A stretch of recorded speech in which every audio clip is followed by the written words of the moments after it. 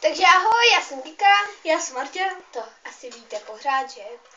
No. Takže dneska jsme se pokusili vypít kolu s... Normal z kořicí z obchodu. Dostali jsme nápad podle toho, že se vyrábí kola ze skořicí, takže skořicová kola. Tak uvidíme, Ale byla dobrá, tak uvidíme, jaká bude teď. buď to bude dobrý, anebo fakt hnusný, protože nevidíte, co do té koly dávají. To. Já se bojím.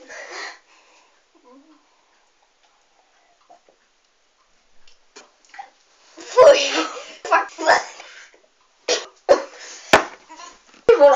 Co ne, no.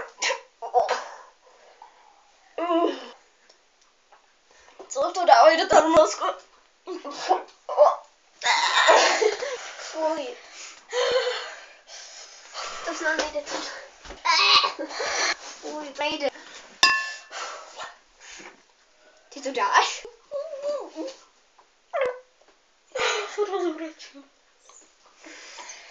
Takový hořký. Hodně hezký. To je jak na otrávení nějaký jed. To jo. Lidi nevíte, co pijete. Jo.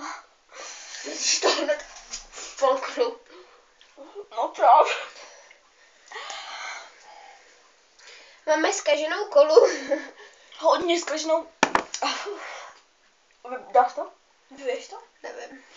Asi ne. No tak když už to jdeme. Počkej, ještě jednou. Tak napiju. Ble, to fakt nejde. To není kupití tohle. No, tak tohle jsme nedali.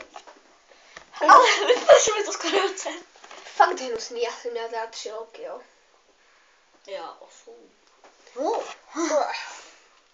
No tak příště naschle. No shledanou.